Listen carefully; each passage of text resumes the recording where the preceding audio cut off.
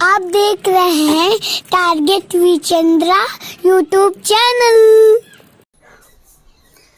Hello friends, कैसे हैं आप सब। आप देख रहे हैं टारगेट विचंद्रा यूट्यूब चैनल। मैं हूं चंद्रभान। और जैसा कि हम बात कर रहे थे राष्ट्रपति पर और राष्ट्रपति की विधायी शक्तियों की हमने पिछले वीडियो में बात की थी। आज हम बात करने वाले हैं राष्ट्रपति की न्यायिक शक्तियाँ।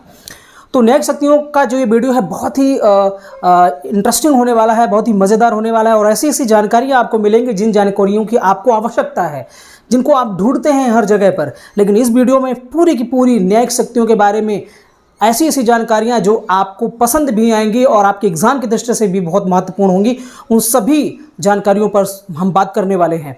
तो इस वीडियो में पूरा बने रहिएगा। अगर आप पहली बार वीडियो में विजिट किए हैं, पहली बार हमारे चैनल पर विजिट किए हैं, तो प्लीज़ चैनल को सब्सक्राइब भी करें और बेल आइकन को भी प्रेस कर लें ताकि हमारे समस्त वीडियो का नोटिफिकेशन आपको मिलता रहे।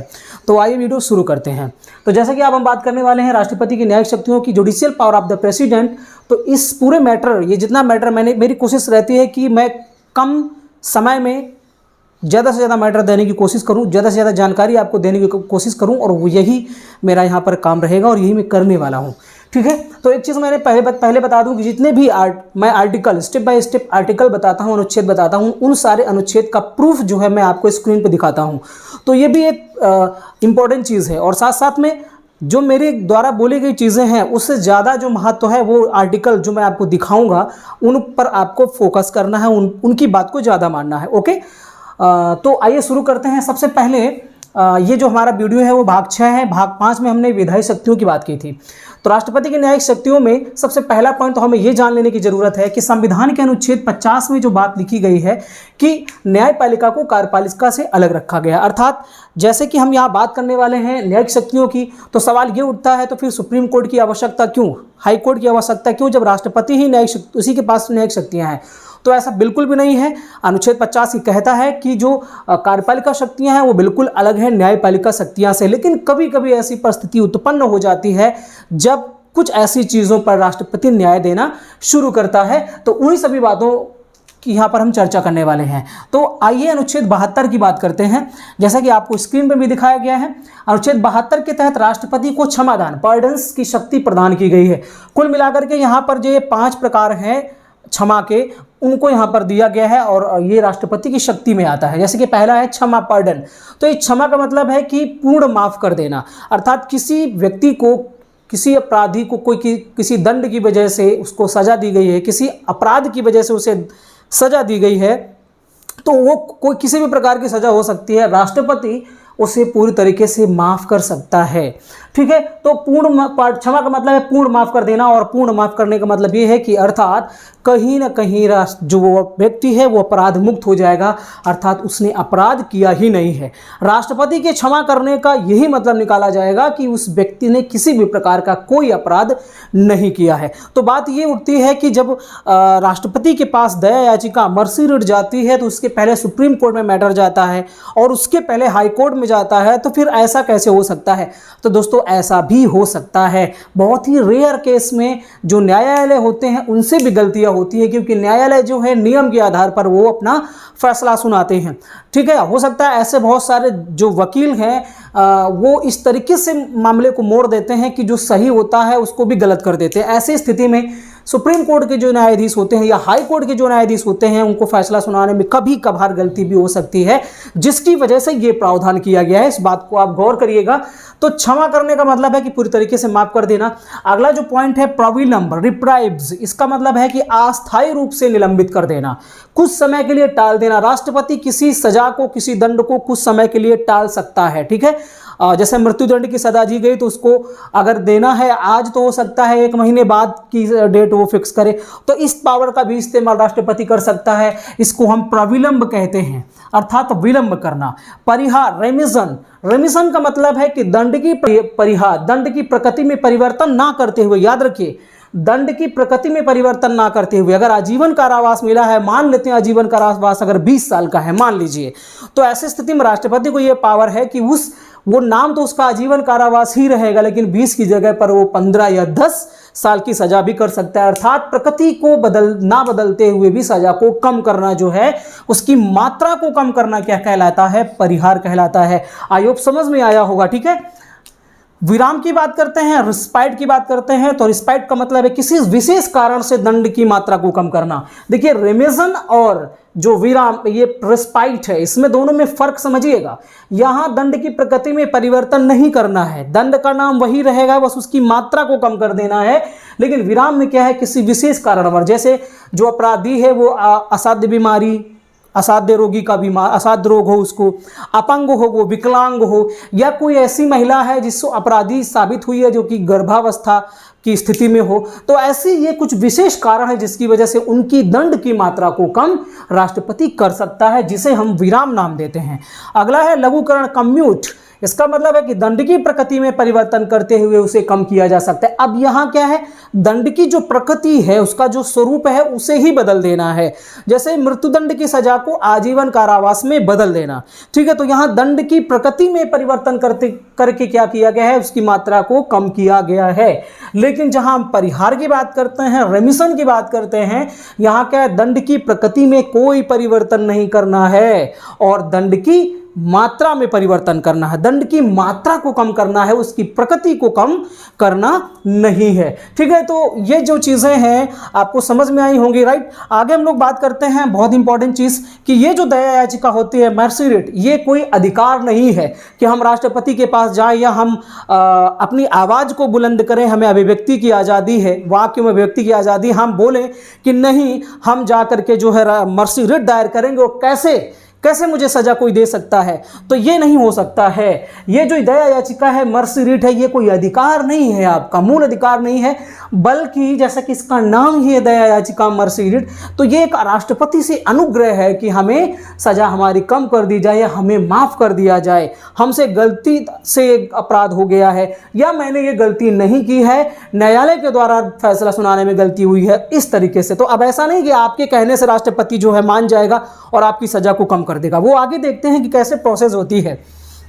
क्षमादान की शक्ति अनुच्छेद राष्ट्रपति के लिए अनुच्छेद 72 में है और राज्यपाल के लिए अनुच्छेद 61 में है।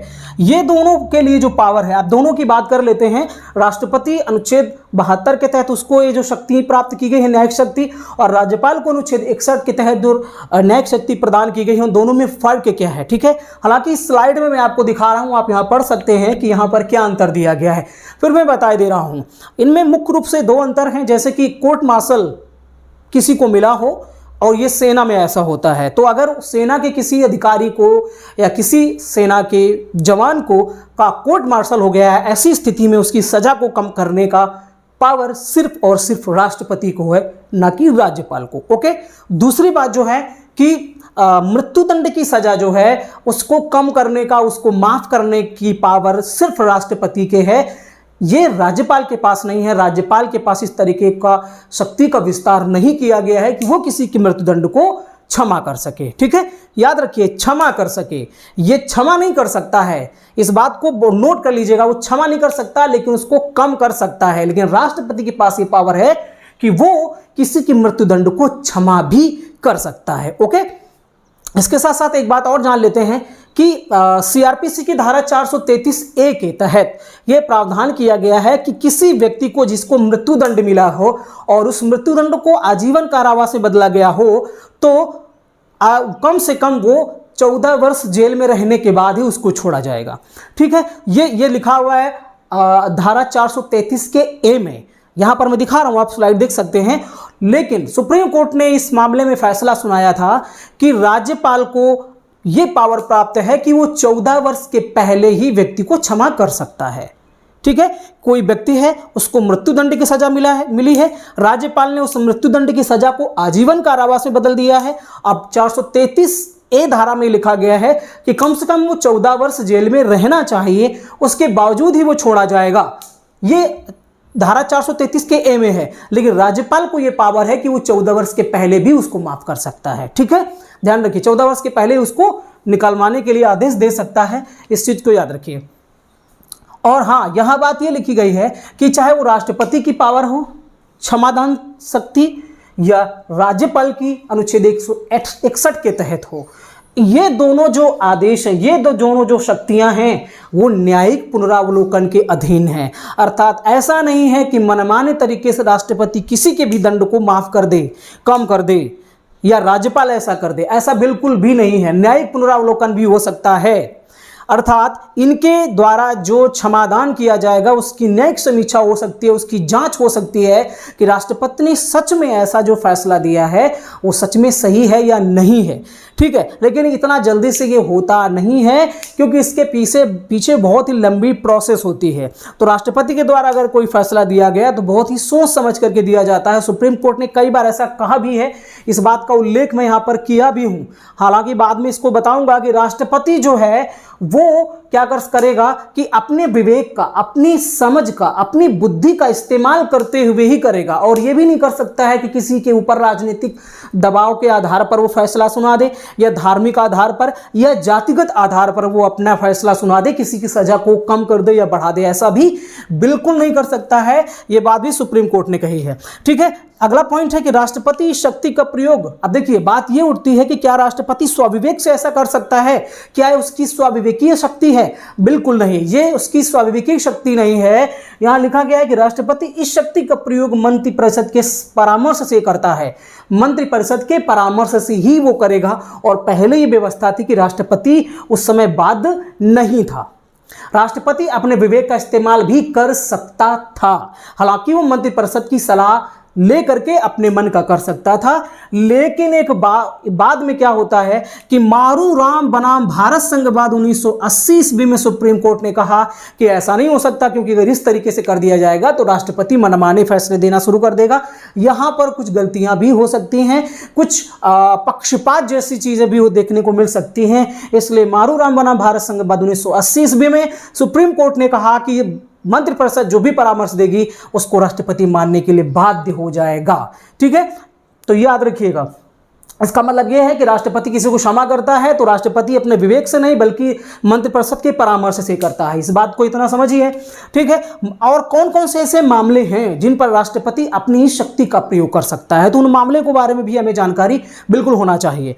तो वो मामले कौन कौन से हैं? पहला मामला है कि संघीय विधि के विरुद्ध दंडित व्यक्ति के मामले में, ठीक है। संघीय विधि कोई केंद्रीय विधि बनी हुई है, ठीक है, उसके उल्लंघन में अगर किसी को सजा मिली हुई है, दंडित व्यक्ति है, तो उसके मामले में वो इस शक्ति का प्रयोग कर सकता है। सैन्य न्यायालय द्वारा दंडित व्यक्ति के मामले में जैसे मैंने कहा कि कोर्ट मार्शल कौन करेगा? Court martial supreme court, high court नहीं करता, बल्कि सेना का अपना खुद का न्यायालय होता है, वहां ये व्यवस्था होती है। उसके द्वारा अगर किसी को सजा मिली हुई है, दंड मिला हुआ है, तो राष्ट्रपति इस सजा को कम करने के लिए, क्षमा करने के लिए अपनी शक्ति का प्रयोग अनुच्छेद 72 के तहत कर सकता है। तीसरा पॉइंट है कि मृत्युदंड पाए व्यक्ति के मामले में भी राष्ट्रपति अपनी शक्ति का प्रयोग कर सकता है। अब बात ये आती है कि ये जो प्रोसेस है इसका क्या है, मर्सी रिट का प्रोसेस क्या है, कैसे कैसे किसी व्यक्ति को क्षमा मिल सकती है या उसको प्रबलम मिल सकता है या परिहार विराम लघुकरण हो सकता है, इसकी प्रक्रिया क्या है?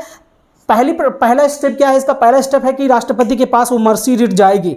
सबसे पहले वो दया याचिका राष्ट्रपति के पास पहुंचेगी। उसके पश्चात क्या होगा कि विचार करने के लिए गृह मंत्रालय के पास वो जाती है। याद रखिए, देखिए राष्ट्रपति के पास गई जरूर, लेकिन अब वो मर्सी रिट जो है गृह मंत्रालय के पास जाती है और फिर संबंधित राज्य से सलाह ली जाती है। अर्थात जिस राज्य का वो अपराधी होगा तो उस राज्य से भी सलाह ली जाएगी कि ये व्यक्ति का इस राज्य में रहते समय, निवास करते समय कैसी इसकी आचरण था, कैसा इसका चरित्र था। तो इस तरीके से राज्य से भी सलाह ली जाती है जिस राज्य के व्यक्ति को सजा दी गई है। तीसरा पॉइंट ये कहता है कि गृह मंत्री की सिफारिश पर परामर्श के बाद याचिका राष्ट्रपति को वापस दी जाती है। अर्थात गृह मंत्री सिफारिश करता है, फिर वो उसके परामर्श के आधार पर वो याचिका पुनः राष्ट्रपति के पास वापस जाती है। पहले राष्ट्रपति के पास आई थी, फिर उस पर विचार किया गया, फिर उस पर गृह मंत्री सिफारिश करते हैं और वो राष्ट्रपति के पास पुनः जाती है, ठीक है। और जो राज्य सरकार है, जिस राज्य का वो अपराधी है, उससे भी सलाह ली जाती है। उसके पास वो पुनः राष्ट्रपति के पास जाती है। अब राष्ट्रपति जो है लिखे लिखाए जो सिफारिश दी गई है, परामर्श दिया गया है, उसी के आधार पे अपना फैसला सुना देता है, ठीक है। लेकिन ये फैसला जो है न्यायिक समीक्षा के अधीन होता है। इस बात को आपको मैंने पहले ही बता दिया, ठीक है। आगे हम लोग देखते हैं कि क्षमादान का उद्देश्य क्या है। अब याद रखिए क्षमादान का उद्देश्य क्या है, बहुत इंपॉर्टेंट पॉइंट है ये। क्षमादान, राष्ट्रपति के क्षमादान का उद्देश्य ये है कि क्षमादान किसी निर्दोष व्यक्ति को न्यायालय की गलती कारण दंडित होने से बचाने के लिए। अर्थात ये नहीं है कोई अपराधी है, वास्तव में उसने गलत काम किया है, वास्तव में उसने किसी की जान ली है, तो ऐसी स्थिति में राष्ट्रपति चाहे तो उसको माफ कर दे। ऐसा बिल्कुल नहीं है। यहाँ ये पावर का मतलब ये है कि बाय द वे कभी अगर न्यायालय से चूक हो गई किसी फैसले में तो कम से कम एक मौका एक व्यक्ति के पास होना चाहिए, क्योंकि हमारे देश का संविधान कहता है कि किसी की जान लेना बहुत बड़ा गलत काम है, इसलिए किसी की जान ऐसे ही नहीं जानी चाहिए। बाय द वे अगर कभी ऐसी एक तो गुंजाइश होती नहीं है कि न्यायालय कभी ऐसा फैसला सुनाए, लेकिन फिर भी कभी कभी गलतियां हो सकती हैं और इस वजह से एक मौका राष्ट्रपति के पास ऐसा होता है, दिया गया है, ताकि कोई व्यक्ति जाकर के अपनी आवाज को उठा सके, अपनी बात को कह सके और उसकी जांच हो दोबारा, और जांच के पश्चात वो अगर अपराधी सिद्ध नहीं होता है तो उसे छोड़ दिया जाए। तो यहां समाधान का उद्देश्य यही है कि अगर कोई निर्दोष व्यक्ति न्यायालय की गलती की वजह से अगर वो दोषी साबित हो जाता है तो उसे दंडित होने से बचाने के लिए राष्ट्रपति की इस समाधान की प्रक्रिया का इस्तेमाल प्रावधान संविधान में किया गया है। राष्ट्रपति को प्राप्त इस शक्ति के दो रूप हैं। पहला रूप है कि विधि के प्रयोग में होने वाली न्यायिक गलती को सुधारने के लिए, अगर कोई गलती हुई है उसको सुधारने के लिए, यदि राष्ट्रपति दंड का स्वरूप अधिक कठोर समझता है, उसको लगता है कि इस व्यक्ति को जैसा इसने अपराध किया है उसके मुताबिक, उसके अनुसार इसको दंड उससे ज़्यादा कठोर मिला है, ऐसी स्थिति में वो क्या कर सकता है कि राष्ट्रपति के पास ये पावर होती है कि उस कठोर सजा को कुछ कम कर सकता है, ताकि एक मौका किसी व्यक्ति के पास बना रहे। ठीक है। और सुप्रीम कोर्ट ने कहा है कि राष्ट्रपति इस शक्ति का प्रयोग साम्य, प्रज्ञा और विवेक के साथ ही करेगा। कहीं भी याचिका राजनीतिक, जातिगत, धार्मिक आधार पर नहीं होना चाहिए। अर्थात जो भी फैसला वो सुनाए याचिका पर वो राजनीतिक दबाव की वजह से नहीं होना चाहिए, वो धार्मिक आधार पर नहीं होना चाहिए, वो जातिगत मामलों के आधार पर नहीं होना चाहिए। आंध्र प्रदेश में एक मामला ऐसा आया था कि एक नेता को राज्यपाल ने क्या किया था कि उसको छोड़ दिया था, उसकी सजा को माफ कर दिया था, लेकिन बाद में जब उसके खिलाफ उसकी न्यायिक समीक्षा हुई तो पता चला कि वो सच में अपराधी है। ऐसी स्थिति में दोबारा उसको दंड देने का प्रावधान किया गया। तब से सुप्रीम कोर्ट ने कहा क्योंकि भेदभाव भी हो सकता है, भेदभाव भी हो सकता है, और केंद्र सरकार जो है, केंद्र सरकार का अगर कोई नेता है, ठीक है, क्योंकि मंत्रिपरिषद ही सलाह देगी, राष्ट्रपति उसी के मुताबिक काम करेगा, तो कोई व्यक्ति अगर चाहे तो सुप्रीम कोर्ट में उसके खिलाफ रिट दायर कर सकता है और फिर उस पर दोबारा जांच बैठेगी। अगर सच में वो अपराधी है तो फिर ऐसे में चाहे वो राज्यपाल ने फैसला सुनाया हो, चाहे राष्ट्रपति महोदय ने फैसला सुनाया हो, वो फैसला भी अंतिम नहीं होगा। ठीक है, वो फैसला भी अंतिम नहीं होगा। इस बात को याद रखिए। मैंने इस बात को लिखा भी है कि इस फैसले को अंतिम नहीं माना जा सकता है। तो राज्यपाल ने माफ कर दिया है तो एकदम सत्य है, राष्ट्रपति ने क्षमा कर दिया है तो एकदम सत्य है। अगर किसी को लगता है कि सच में किसी अपराधी को छोड़ा जा रहा है तो ऐसी स्थिति में उसकी न्यायिक समीक्षा भी हो सकती है। सुप्रीम कोर्ट उसकी न्यायिक समीक्षा करेगा। अगर सच में वो व्यक्ति अपराधी है तो ऐसी स्थिति में उसे दंड दिया ही जाएगा। ओके। अनुच्छेद 143 जो कि राष्ट्रपति की न्यायिक शक्तियों के तहत ही आता है, इसमें कहा गया है कि राष्ट्रपति को उच्चतम न्यायालय से परामर्श का अधिकार दिया गया है। अर्थात वो अगर कभी ऐसी स्थिति उत्पन्न हो जाती है कि उसे लगता है कि हमें सुप्रीम कोर्ट से सलाह लेनी चाहिए, क्योंकि वो तो भाई विधि वेत्ता है, विधि की जानकारी रखने वाला है, तो वो सलाह ले सकता है। लेकिन याद रखिए कि वो सुप्रीम कोर्ट की राय मानने के लिए बाध्य नहीं है। ठीक है, वो बाध्य इसलिए नहीं है क्योंकि अनुच्छेद 124 के तहत सुप्रीम कोर्ट के न्यायाधीशों की नियुक्ति कौन करता है? राष्ट्रपति करता है। अनुच्छेद 217 के तहत हाईकोर्ट के न्यायाधीशों की नियुक्ति कौन करता है? राष्ट्रपति करता है। याद रखिए, आपके दिमाग में ये आ रहा होगा कि अनुच्छेद 217 के तहत हाई कोर्ट के न्यायाधीशों की नियुक्ति राज्यपाल करता होगा, पर ऐसा बिल्कुल नहीं है। अनुच्छेद 217 को मैंने यहां पर दिखाया हुआ है, साफ साफ देख लीजिए। यहां पर साफ साफ लिखा गया है कि हाई कोर्ट के न्यायाधीशों की नियुक्ति भी राष्ट्रपति के द्वारा ही की जाती है। अनुच्छेद 145 ये कहता है कि सुप्रीम कोर्ट द्वारा निर्मित किए जाने वाले न्यायालय की पद्धति एवं प्रक्रिया से संबंधित नियमों को अनुमोदित करता है। तो कौन अनुमोदित करता है? राष्ट्रपति। अर्थात राष्ट्रपति, देखिए, सुप्रीम कोर्ट के जो नियम है, अर्थात कैसे न्यायालय में जजों को नियुक्त किया जाए, कैसे उनकी बैठकें हों, कैसे उसकी सुनवाई हो, तो इस तरीके के जो नियम हैं, उन नियमों को अनुमोदन कौन करेगा? वो राष्ट्रपति करेगा। तो हमारे संविधान की यही तो एक बड़ी खूबी है कि राष्ट्रपति को यह भी दिखाया गया है कि सुप्रीम कोर्ट से भी उच्च है, लेकिन ऐसी स्थिति भी उत्पन्न हो सकती है कि राष्ट्रपति के फैसले को भी जो है न्यायालय चुनौती दे सकता है, वो खारिज कर सकता है। तो अपनी अपनी जगह पर दोनों अपने अपने जगह पर महत्वपूर्ण है और यही हमारे संविधान की खूबी है। तो इस वीडियो में हमने देखा कि किस तरीके से राज्यपाल और राष्ट्रपति की जो न्यायिक शक्तियां हैं वो आती हैं। तो इस वीडियो में सिर्फ इतना ही। आपको वीडियो कैसा लगा? अगर पसंद आया हो तो प्लीज़ इस वीडियो को आप शेयर कर सकते हैं, लाइक कर सकते हैं, ठीक है। अगर कोई समस्या आपको हो तो आप कमेंट बॉक्स में जाकर के कमेंट भी कर सकते हैं। इसके अलावा अगर ऐसे ही और वीडियो पाना चाहते हैं तो आप चैनल के प्लेलिस्ट में जाइए, वहां बहुत सारे वीडियो पड़े हुए हैं, लगभग 350 के करीब वीडियो मैं बना चुका हूं। वहां से आप हर एक सब्जेक्ट के वीडियो देख सकते हैं और इससे संबंधित वीडियो जो है मैं डिस्क्रिप्शन में भी डाल दूंगा, ओके। और इसके अलावा मेरा एक ब्लॉग चैनल भी है चंद्रभान ब्लॉग के, वहाँ ब्लॉग के नाम से, वहाँ ब्लॉग भी देख सकते हैं कि कैसे कैसे मैं कहीं घूमने जाता हूं या कहीं कभी गाना गाया, तो सारे के सारे वीडियो आपको उस ब्लॉग में मिलेंगे। इस वीडियो में सिर्फ इतना ही। मिलते हैं नेक्स्ट वीडियो में, तब तक के लिए आपका बहुत बहुत धन्यवाद वीडियो देखने के लिए। नमस्कार, थैंक यू।